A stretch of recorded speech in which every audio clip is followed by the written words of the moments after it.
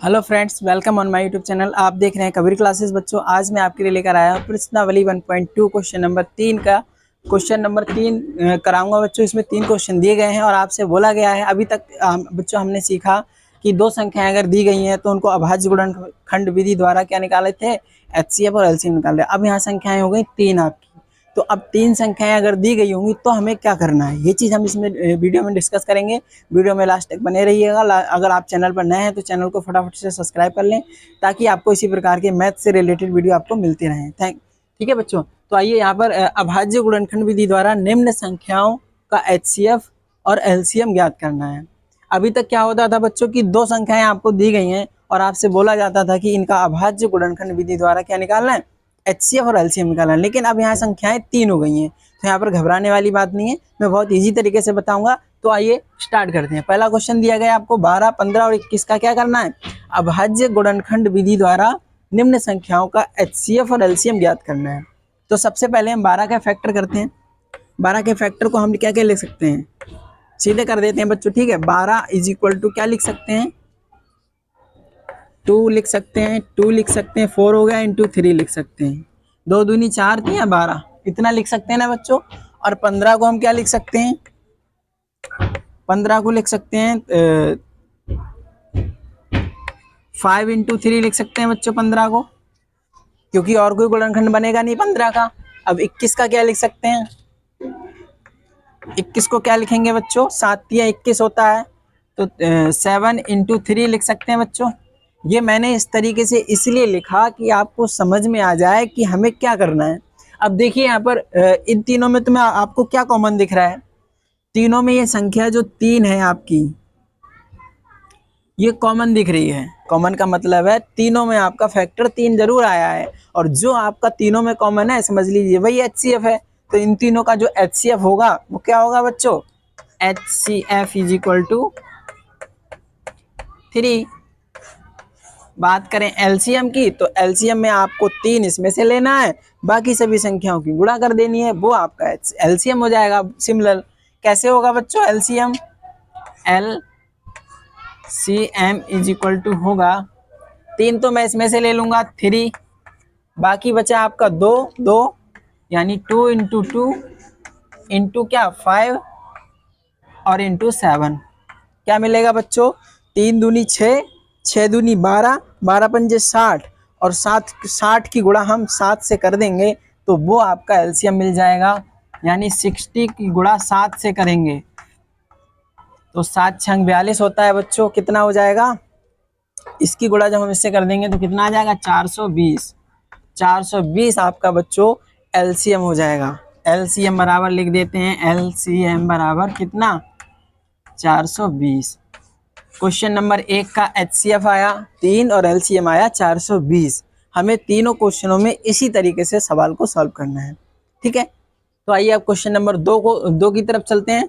इसको रफ कर देते हैं बच्चों ताकि आपको क्वेश्चन नंबर 2 बता सकें। ऐसे ही करना है, ज्यादा कठिन नहीं है बच्चों। ठीक है,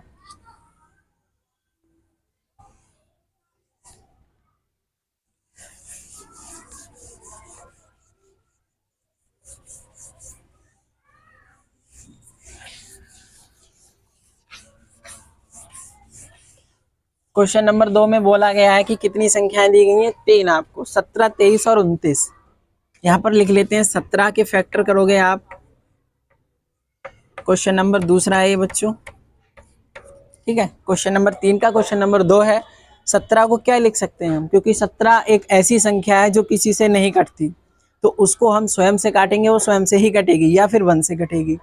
तो 17 को हम लिख सकते हैं क्या, 1 इंटू 17 लिख सकते हैं, कोई फर्क पड़ने वाला तो है नहीं। सिमिलरली 23 भी किसी से नहीं कटने वाला है, क्यों, क्योंकि एक अभाज्य संख्या है।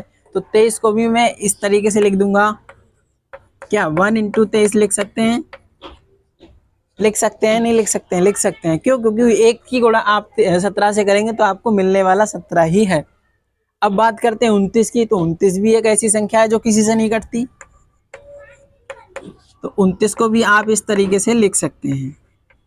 क्यों, क्योंकि इनको मिलने वाली जो संख्या है वो सेम है। ठीक है, तो तीनों में आपको कॉमन क्या दिख रहा है बच्चों, कॉमन ये तो नहीं है क्योंकि ये संख्या ऐसी है जो किसी से कटने वाली तो है नहीं, तो तीनों में आपको जो कॉमन मिल रहा है बच्चों वो 1 है। तो जो आपको कॉमन मिल रहा है तीनों में वही आपका क्या कहलाएगा बच्चों, HCF कहलाएगा। इससे पहले वाले क्वेश्चन में हमने बताया था। तो सेम या क्या हो जाएगा, HCF क्या हो जाएगा बच्चों, HCF हो जाएगा 1। HCF इज इक्वल टू क्या हो जाएगा 1। तो इसको ऐसे लिख दिया मैंने। बात करते हैं HCF की। तो HCF इन तीनों की आप मल्टीप्लाई करेंगे तो आपका LCM निकल के आ रहेगा। LCM इज इक्वल टू क्या, LCM is equal to 17 into 23 into 29। आप इनकी गुणा करिए, गुणा कर लेते हैं। एक बार बात करते हैं गुणा की, तो यहाँ पर गुणा कर लेते हैं। 23 की गुणा 17 से जब करेंगे तो 7 तियां 21 का 1 हासिल 2, 7 दूनी 14, 7 तियां 21 का 1 हासिल 2, 7 दूनी 14 और 1 15, नहीं 7 दूनी 14 और 2 16।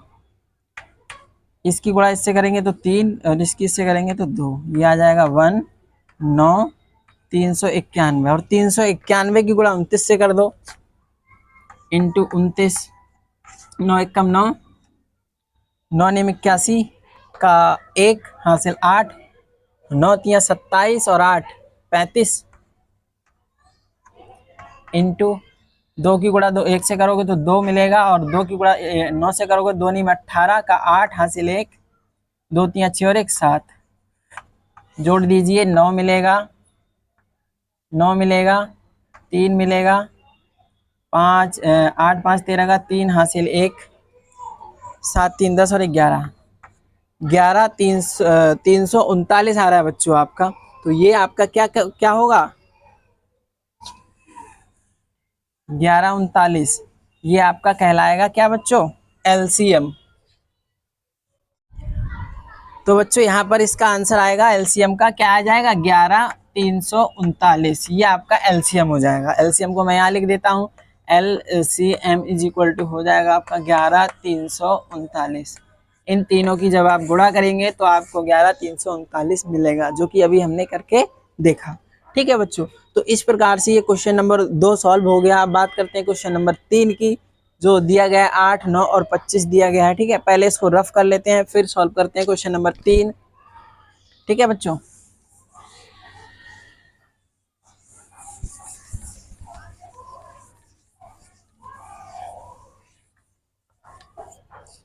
क्वेश्चन नंबर 3 दिया गया है 8 9 और 25, इसको सॉल्व करना है। क्वेश्चन नंबर 3 है, यहाँ करते हैं इसको। 8 के जब हम फैक्टर करेंगे तो उसको लिख सकते हैं 2 इंटू 2 इंटू 2। 3 बार जब 2 की गुणा करते हैं बच्चों तो 8 आपको मिलता है। 9 की गुणा करेंगे तो क्या मिलेगा, 9 को लिख सकते हैं 3 इंटू 3, 3 इंटू 3, बस इससे ज़्यादा और कुछ नहीं लिख सकते। और 25 को लिख सकते हैं 5 इंटू 5, 25 को लिख सकते हैं, 25 को लिख सकते हैं 5 इंटू 5। अब बच्चों यहाँ देखिए किसी का भी फैक्टर आपको ऐसा नज़र नहीं आ रहा है कि तीनों में जो कॉमन हो। तो हमने एक दूसरे क्वेश्चन में, इस वाले क्वेश्चन में बात की थी कि इसमें अगर कोई भी कॉमन नहीं है तो आप 1 को क्या कर सकते हैं, मल्टीप्लाई करा सकते हैं तीनों में, और वो आपका क्या हो जाएगा, कॉमन फैक्टर हो जाएगा। जो कॉमन फैक्टर होगा वो आपका क्या कहलाएगा, HCF कहलाएगा। तो यहाँ मैं अगर 1 से गुणा करा दूँ कोई फर्क पड़ने वाला नहीं है, यहाँ करा दूँ तो कोई फर्क पड़ने वाला नहीं है, यहाँ करा दूँ तो 1 से कोई फर्क पड़ने वाला नहीं है। तो ये जो क्या हो जाएगा बच्चों, आपका जो तीनों में कॉमन है वो आपका क्या कहलाएगा, HCF कहलाएगा। तो सेम है, ये आपका हो जाएगा HCF बराबर कितना, 1। और जब इन सबकी गुणा कर लेंगे, एक को सबकी गुणा कर लेंगे तो LCM मिल जाएगा। वो कैसे मिलेगा देखिए, LCM बराबर होगा आपका, इसको गुणा करेंगे तो कितना मिला था 8, इस तरीके से लिखिए 2 into 2 into 2 into 3 into 3 into 5 into 5। देखिए 2 8 यहाँ तक हो गया, 2 दूनी 4 दूनी 8 तियां 24। ठीक है, 24 तो इतना हो गया 24 गुणा 3 गुणा 25, 25 तियां 75 होता है बच्चों। ठीक है, तो इसको इस तरीके से लिख लीजिए आप, यहाँ बराबर करके यहीं लिख देता है 24, तो ये वाला हो जाएगा। और इसकी जब गुणा करेंगे तो 75 हो जाएगा इंटू 75। और जब इनकी गुणा करेंगे आपस में तो मिलेगा बच्चों, आपस में गुणा करने पर मिलेगा ये 1800 मिलेगा। यानी कि जो आपका एलसीएम आएगा वो टोटल होगा 1800, इन दोनों की जब मल्टीप्लाई करेंगे तो। और यहाँ एलसीएम मैं लिख देता हूँ, एलसीएम इज इक्वल टू कितना, 1800।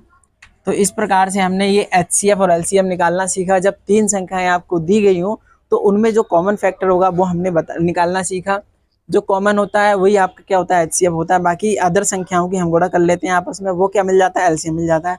तो इस प्रकार से हमने इस क्वेश्चन नंबर 3 को अच्छे से समझा और सॉल्व किया।